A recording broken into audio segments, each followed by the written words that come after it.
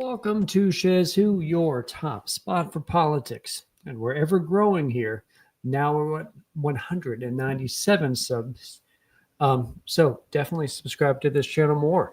Like this video, comment your opinions, and let's get Shez Who still ever growing. Now here's to the folks that keep this channel growing, including the Dissent Agenda, which is the StreamYard account with which that I'm basing the Shez Who channel on, of course. They have a great podcast hosted by Melissa Lucasen and Cody Connor. So look up the Dissent Agenda, subscribe to them as well. I also want to shout out Mr. Farley Perkins, helped me along over the years. Also helped me find some great venues to host debates and stuff. So look up Mr. Farley Perkins if you have any insurance needs in Hampton Roads. If you're looking for some great food, Ellen's Home Style Barbecue Express with a location in Portsmouth is fantastic, and a location across from Virginia University in Virginia Beach. Great stuff there as well.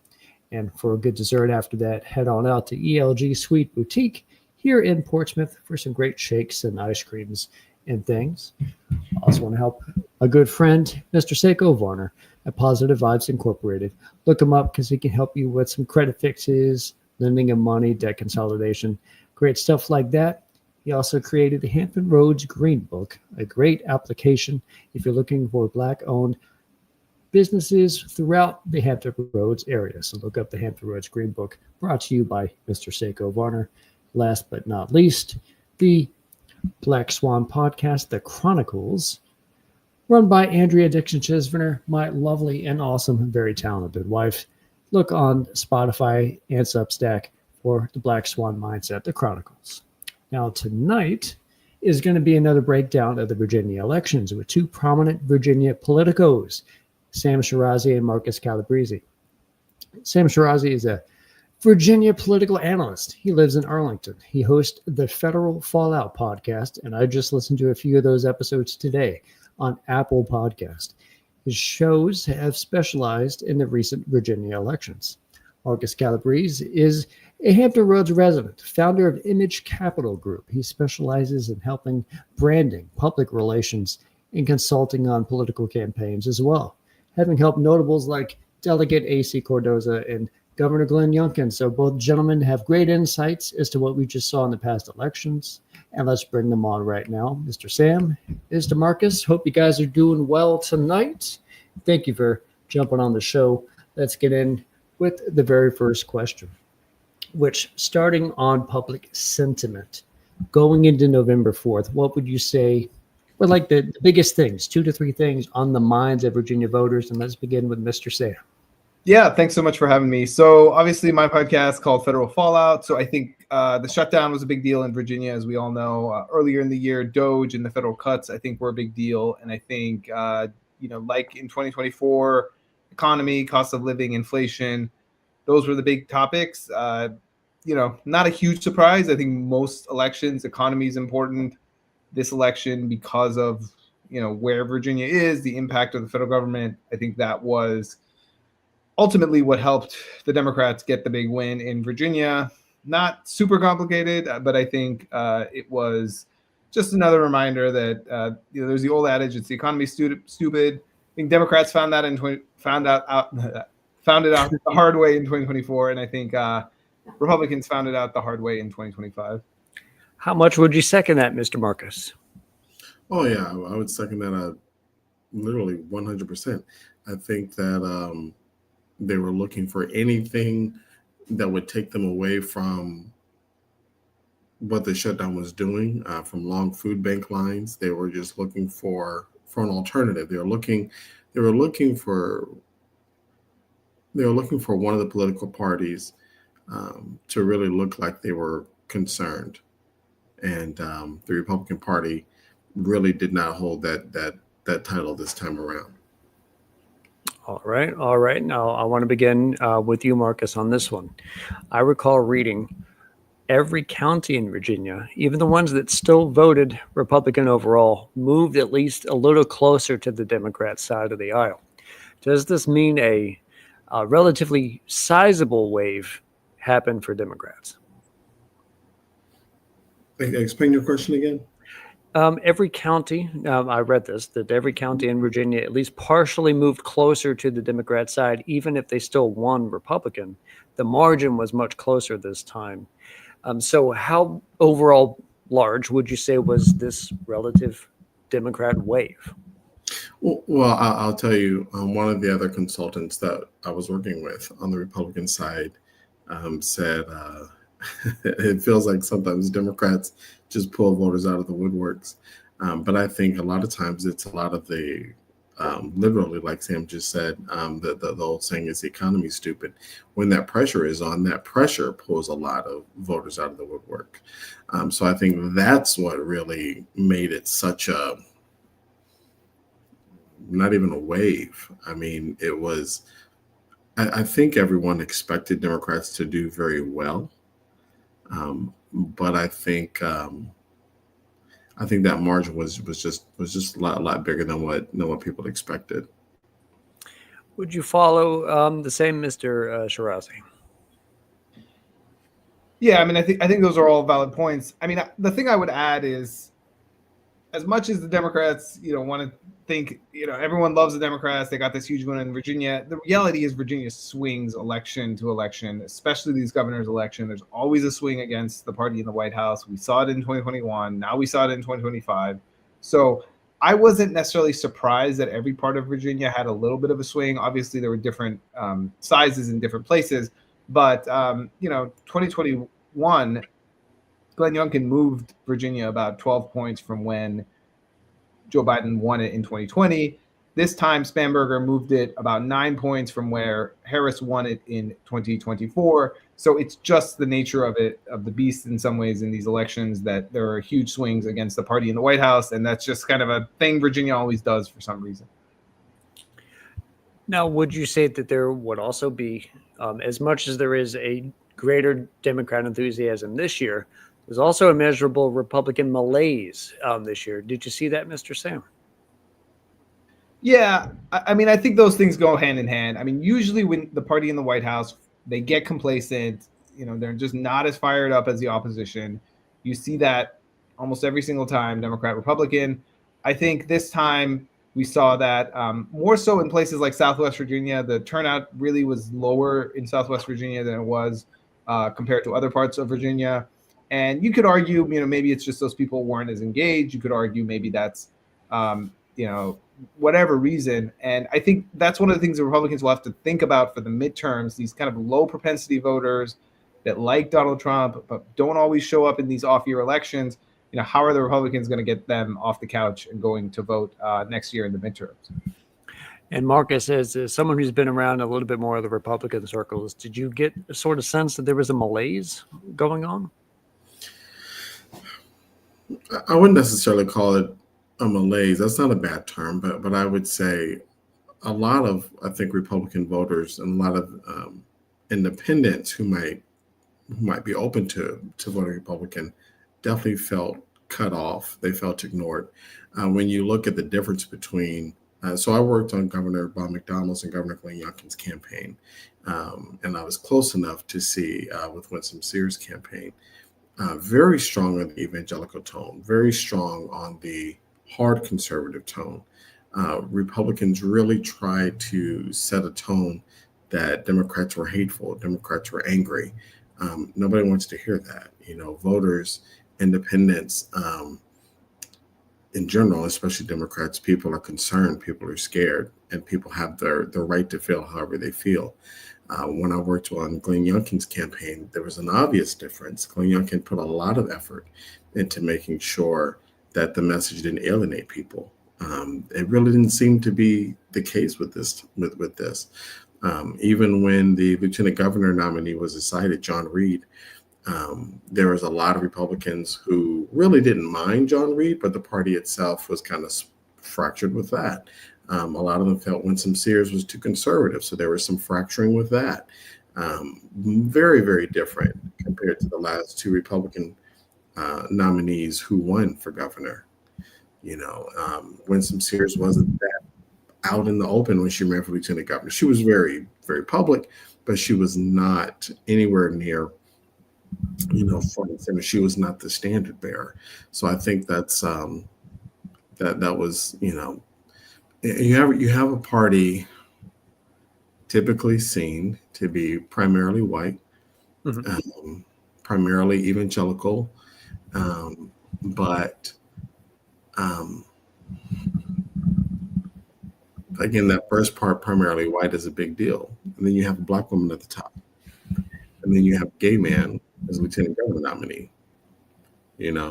There are going to be some Republicans who are not a fan of that. Now, at the same time, from my involvement, from what I had seen, a lot of the party itself, the base of the party, really didn't mind either of those things.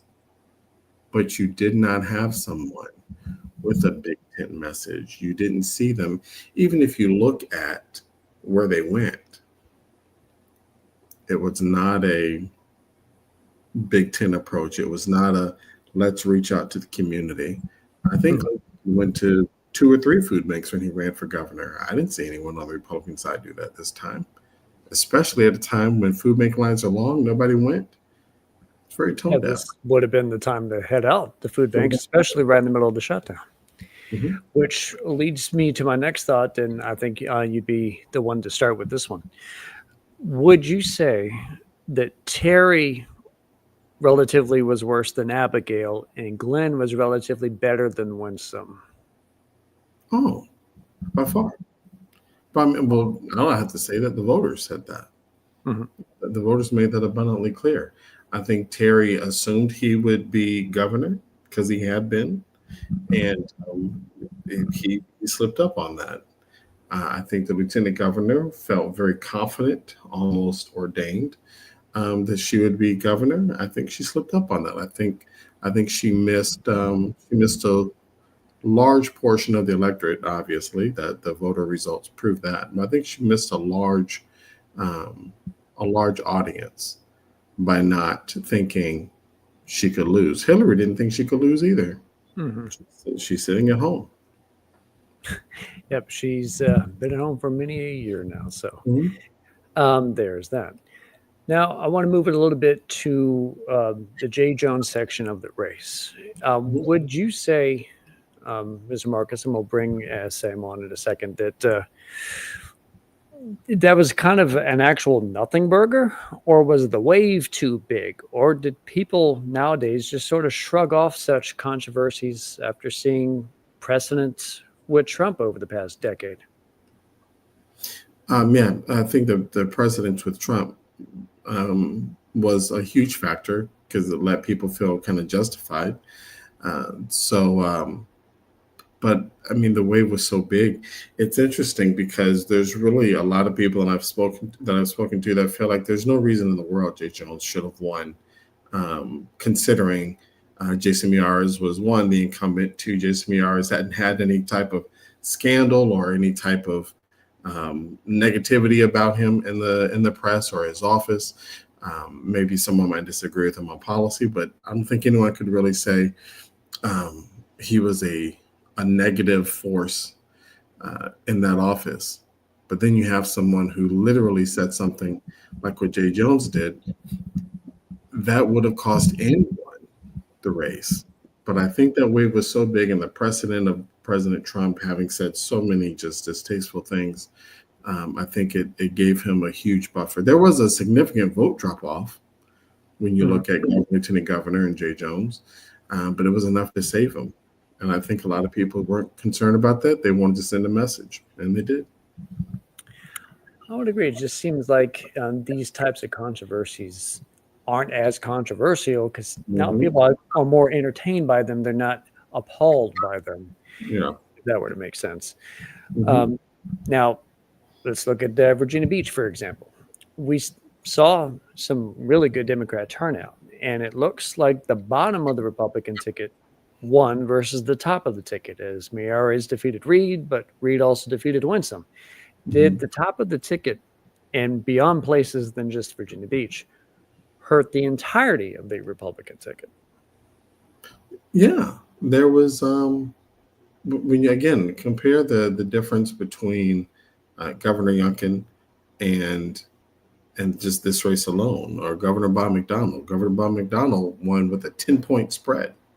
When I know they say heavy is the head that wears the crown, but the top of the ticket has a huge factor on how the rest of the ticket goes. That's why they call them in. Before, when Winsome Sears had her previous campaign manager that was publicized for making $17,000 a month and nothing was being done, there were a lot of Republicans who didn't really want the top of the ticket present. Every man for himself. But then when they finally switched the campaign manager and they had a new team take over, then it ended up becoming a little bit more of a team effort. But yeah, that top of the ticket is a huge deal. The numbers bear that out. Would you second that, Mr. Sam? I know you just got back here, but the question was in relation to, I'm pointing out Virginia Beach here, that Miura's got more votes than Reed, and Reed got more votes than Winsome. Is that like a top-down thing where it sort of ruined the entirety of the ticket? Yeah, sorry about that. I had to run out with kids. You know how it is. Yeah, I mean, look, I think Winsome Earl Sears certainly made some mistakes during the campaign, or her campaign made mistakes. So I think it's hard to deny that. But at the same time, I think the environment was very difficult for her. And, you could argue, okay, on a better night, she might have lost by 10. But there was no way that she was going to lose, I think, less than 10. I think it's just the reality was the environment this year was just so bad for Republicans. The one thing, I don't want to go too hard on Sears because I think it's easy to kind of scapegoat her and say, oh, it's all her fault. But one thing that I think everyone agrees was just kind of was out there was all the focus on the trans stuff. And I think at some point people were like, everyone, including Republicans, were like, I don't know why you're spending so much time on this. I do think if she had like a smarter campaign, maybe more focused on the economy, less trans stuff, maybe it could have gotten closer to 10%. And not to say that's not important. I don't think it would have saved Miyares, but certainly for the House of Delegates, maybe it could have saved some delegates. So long story short, I mean, I do think the Sears campaign has some things that they did wrong, but at the same time, I also want to kind of realize like the environment was really bad for her, and there was not a whole lot she could do to salvage things. And at the end of the day, like for whatever reason, they chose the trans issue, and they thought that was gonna maybe, if I had to guess, they thought it would get the base out, and maybe it did. I mean, maybe fewer people would have showed up on the Republican side if they didn't do that. But I just think, in hindsight, economy was the top issue. She spent very little time talking about the economy. And I think that was essentially why you saw the 15-point loss as opposed to maybe 9 points, which is what Gillespie lost by in 2017. Yeah, I mean, I'm remembering some of those commercials where it literally copied the Trump commercials about Kamala was for they, them, and they just ripped it off and then used it again this year. And that's a type of topic that wasn't even that popular last year, and this year it's even much less popular to generate Republican turnout. And I'm also curious because I want to hear your take on the Jay Jones. He won pretty big, but was he still nonetheless hurt by that scandal, or was it not really much of a scandal because we're sort of inoculated from this type of stuff because of years and years of seeing Trump say horrible stuff too, and he still succeeds? Is that to me? Yes. Yeah, I mean, no doubt that scandal hurt Jay Jones. I mean, he would have gotten a bigger win, probably closer to what Hashmi got if that didn't come out.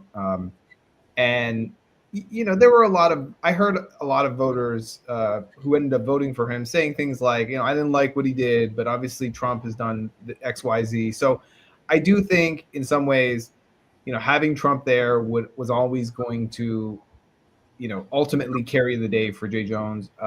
And, I'll be curious to see what happens going forward because ultimately the voters gave him a second chance. And I do think, particularly because he got a majority, I think that was a question mark. Could he get above 50%? He got a majority of the vote.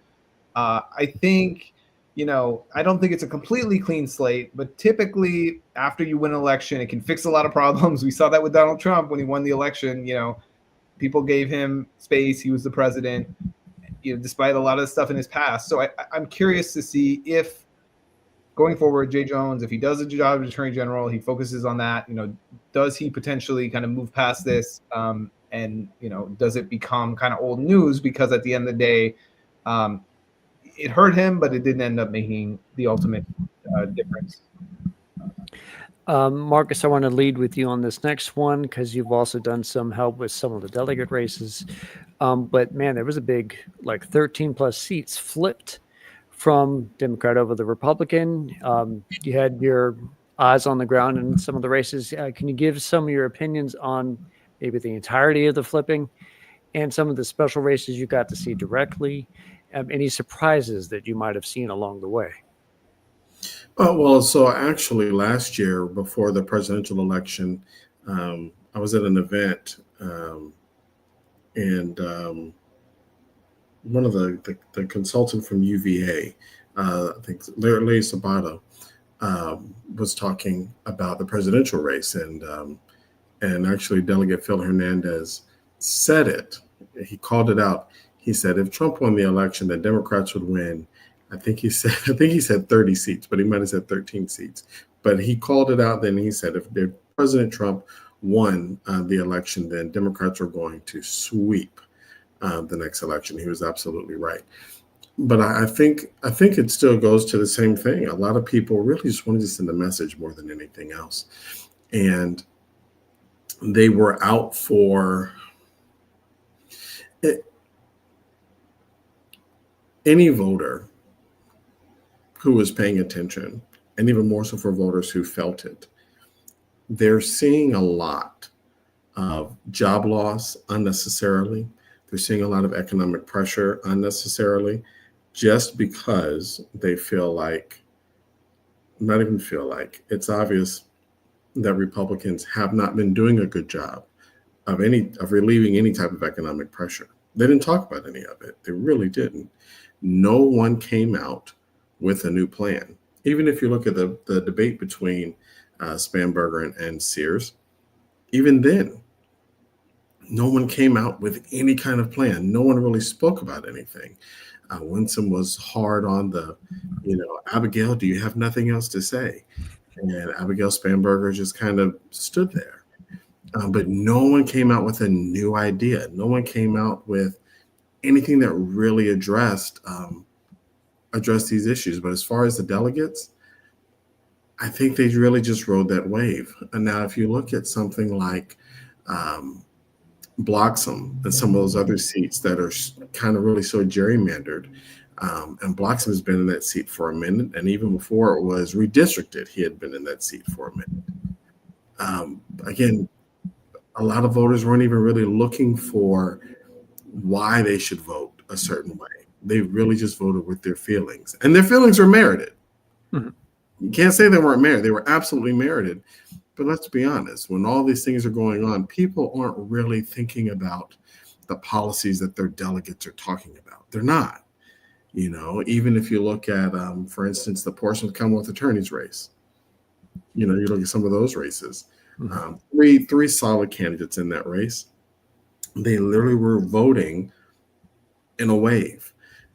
You look at Delegate A.C. Cardoza, who I did work with, and it was a little weird. We don't have to go too much into it. Mm-hmm. You have two candidates, and we actually debunked their attack ad. There was a horrible attack ad, horrible. Like, it made it look like he should have been a guest on SVU. Horrible attack ad, and the news ran the story several times that said, "Hey, this isn't true," and Cardoza still lost. So voters don't always look at line by line, detail by detail. Sometimes it's the economy, stupid. It's they're voting with their feelings. Their feelings are merited, and they're voting out of their own personal experience. And no one was speaking to that, not in large margin. They really weren't. Abigail did better than that, but really no one was speaking to that.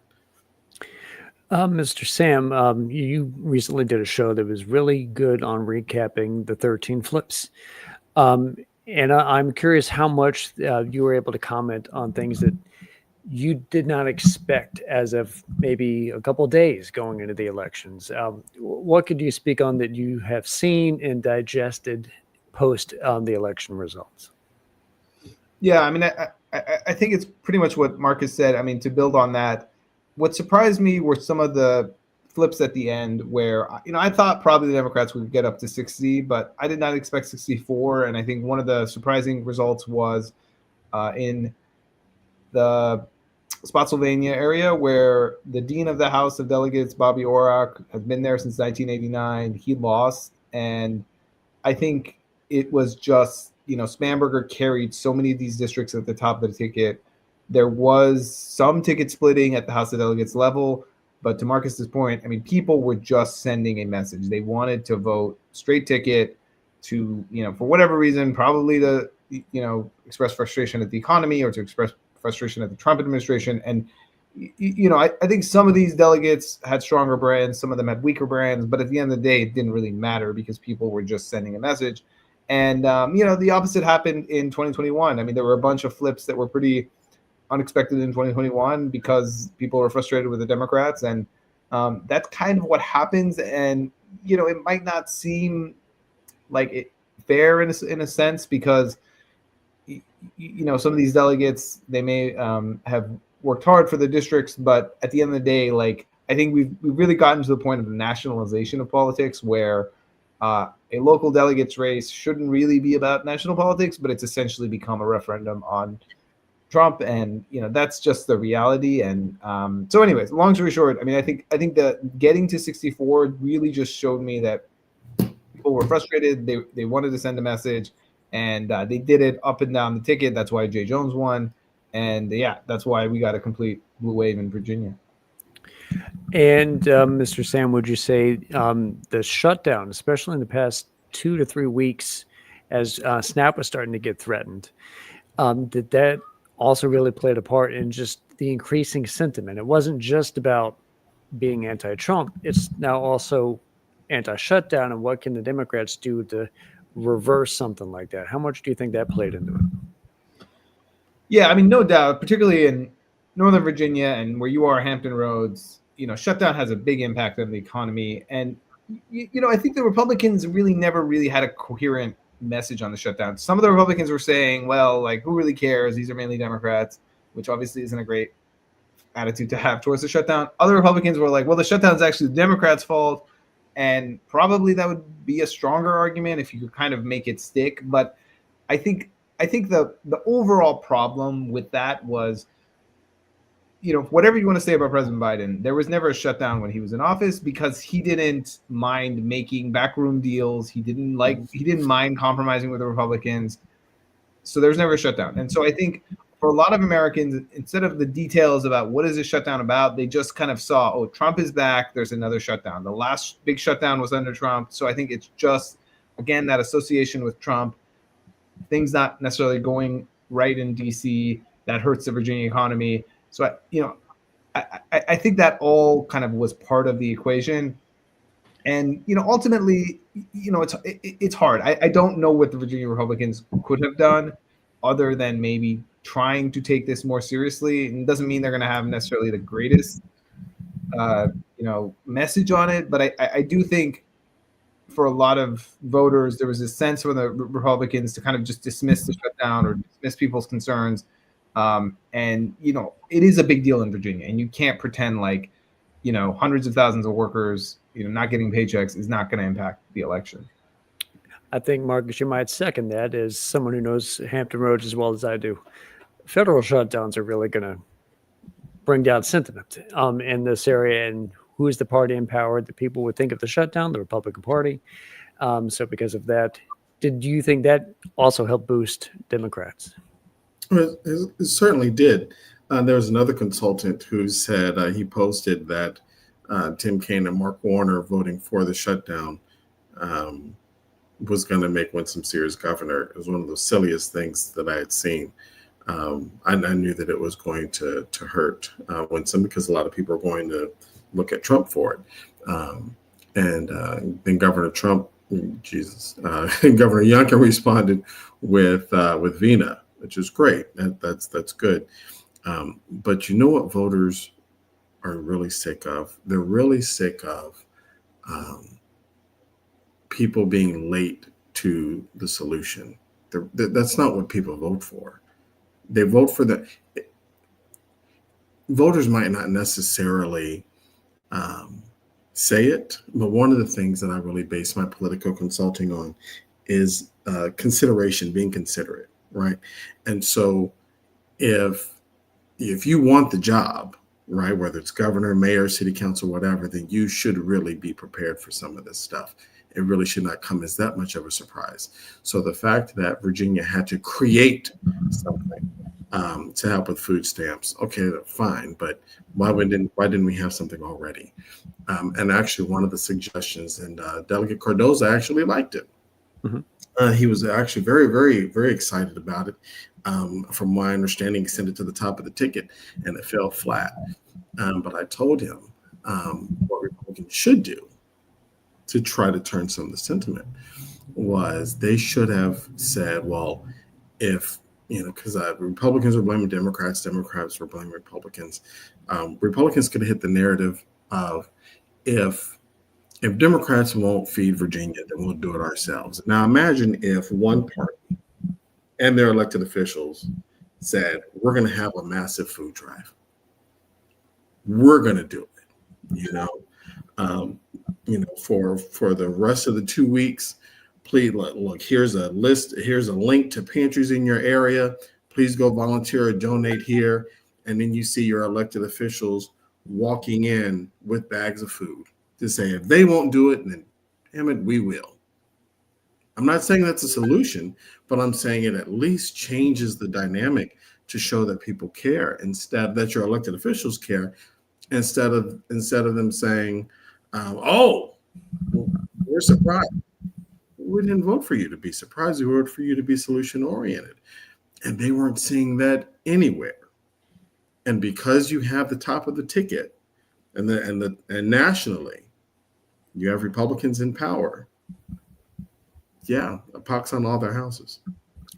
And you have definite ability and experience to see, say, the AC race, and Virgil won that race, but there was also a wide disparity of money in that race. I think he raised over $3 million. Mm-hmm. I had on a couple of good candidates out in the western part of the state, Michaela Venable, Reza Hayes, Melody Cartwright. You mentioned Bloxham, his seat being a little gerrymandered, but nonetheless, that was actually a closer race. Maybe Liz Richardson, Reza Hayes, Melody Cartwright, Venable could have used a little bit more money to go their way. Is there something that you might say? I'll lead off with Sam here if you'd like to. That Abigail raised a lot more than Winsome did. We had Jay Jones outraised Miyares, Hashmi outraised Reed, of course. Did it work out the way they wanted it, or if there was a way to make it a little bit more evenly dispersed, that could help even more Democrats? Do you think that's a thing that could have happened? Yeah, I mean, specifically the House Democrats raised a lot of money, and I think in some of the districts they frankly didn't even need it. I mean, I'm thinking about the 57th district in Western Henrico. I think Maine Navarre won by over 11%. Anyone could kind of tell you that seat was going to flip. So, theoretically, the Democrats could probably have given more money to these other candidates. I think in hindsight, frankly, they could have been more ambitious and targeted more seats. They had already targeted 14 seats. So I think they were feeling like, okay, we've taken on a lot already. And so they didn't want to go overboard.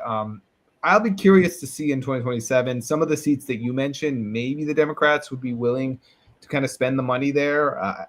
They'll have to have a lot of defense. So I'm a little bit skeptical they're going to go all in on every single seat. But I do think, usually that happened in 2017 where the Democrats just missed a few seats and they won them in 2019. I wonder if, maybe some of the seats you're talking about, the Democrats might be willing to throw some more money in 2027. Mr. Marcus, would you second that money in politics nonetheless shows its ugly head here, and perhaps Democrats could have won a little bit more if all the money was spread out a little bit. Perhaps Republicans could have had a better fight if they raised more money. Oh, for sure. If it's something as simple as you invest to get a return on that investment.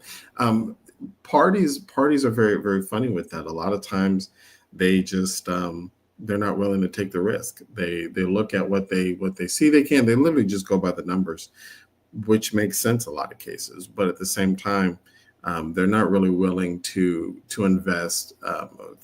For instance, the race in Chesapeake against Jay Leftwich. Okay, so they look at a race like that. Shout out to Rodney. And they say that particular race isn't worth it because the numbers. They look at the district where the 86th Delegate Cardoza is versus Virgil Thornton, and they say, okay, well that's a little bit more winnable, So I mean, they really, both sides do the same thing. They just look at where they think they're going to get the best ROI. And I want to look a little bit forward now as we get close to finishing up the questions for the night. For instance, I just read that Don Scott, my delegate, who's the speaker, is saying that Democrats are going to legislate with a bit of restraint. I don't really know what he means by that, especially with the big wave like that. You think they might be a little bit more adventurous, but Mr. Marcus, what do you think? Do you think he's actually just sort of pulling cards a little bit close to the vest at the moment, and they actually might be a little aggressive come January time? I do not believe in any way whatsoever that Democrats are going to legislate with restraint. I cannot imagine. I've already heard the stories from the previous session where Republicans, some of whom were respected in moderate capacity, would sit down to present their bill, and they would just say their name, read the bill number, and then the Democrats would just vote on it and without very much conversation. And so, they simple things like that. So I don't imagine a world. I think it's going to be very. I think it's going to be very much a Virginia that is run by Speaker Scott and Senator Louise Lucas. And honestly, they're both very smart, very capable, very strong people. And I'm from Portsmouth. I grew up in Portsmouth a little bit. I'm proud IC Northam graduate. But I'm not so sure that President maybe one day, Governor-elect Spanberger, I'm not so sure that Governor-elect Spanberger is going to get to be the moderate that she talked about being. I see her as a moderate, and I think that she has the talent and the capacity for it. But I think Speaker Scott and Senator Louise Lucas and some of the Democratic leadership are very excited and very eager. But if they do move about with not very much restraint, that pendulum swings, and it swings very swiftly. Would you second, Mr. Shirazi, all that? Yeah, I mean, I think, anytime you get a trifecta, you're going to be starting to pass bills, and that's just the reality. What I got from Speaker Scott's statement was perhaps that they recognize where Virginia is, and I think it's important for both parties to not necessarily view Virginia as anything other than pretty much a middle-of-the-road state, maybe lean slightly towards the Democrats. I think sometimes the Republicans have this mentality like, we're going to make Virginia a red state again, which I don't think it's going to happen. And then you have some Democrats who want to make Virginia like super blue state, like Massachusetts, which is not going to happen. So I think both Spanberger and Speaker Scott are kind of in the mode of trying to keep Virginia where it is in the sense of kind of vibe of the type of state it is. However, as Marcus points out, once you get a trifecta, you have bills lined up. They are going to push them through. We'll see how aggressive they get on some of the bills, but I do think there's going to be some interesting things happening. And I think the more interesting question will be 2027, because I think the check on power right now is the state Senate. Now, it's 21-19. Hashemi's going to break the tie. So it's not like, Democrats don't have a strong majority in the Senate. But after 2027, there's a potential the House could get even more Democratic. The Senate will certainly get more Democratic in all likelihood. So, this is going to be a 4-year long conversation, if I had to guess. So we'll see how they start off, but I'll be curious to see what they end up doing, maybe after the 2027 elections, if the Democrats get another big win. I'm thinking here a little bit more, again, about the future of some of the notable politicians right now. I see Bryce Reeves has already declared to run for against Mark Warner. But do you think he'll have a primary that will be alone, like Abigail did this year? And do you hypothetically think you might get another big name? Perhaps Glenn, like other governors, would want to try to run for Senate, Mr. Sam. So, I think realistically, after the results on last Tuesday, I don't think Glenn Youngkin is going to be in the mood to run for Senate. My guess is Bryce Reeves is probably going to be the biggest name that throws his hat in the ring. I'm guessing, probably have a primary. I don't know. If I had to guess, he'll probably be the nominee. I could be wrong about that. And at the end of the day, it's going to be tough because midterms are always hard for the party in power. Virginia specifically swings against the party in the White House. So, if I had to guess, going back to Marcus's point, the party spending money, I don't think the Republicans are going to spend, frankly, any money in Virginia in 2026 for the Senate. I think they are going to focus on saving some of their incumbents, trying to save the majority. They are not going to be on offense in 2026. So, again, another reason why Glenn Youngkin wouldn't run. Probably Bryce Reeves is going to be the nominee unless someone comes out of the woodwork and, becomes kind of this Tea Party hero and kind of wins that way. But long story short, I just don't think the Senate race is going to be that big of a deal next year in Virginia. Do you have similar thoughts there, Mr. Marcus? Oh yeah, for sure. I think Sam hit the nail on the head.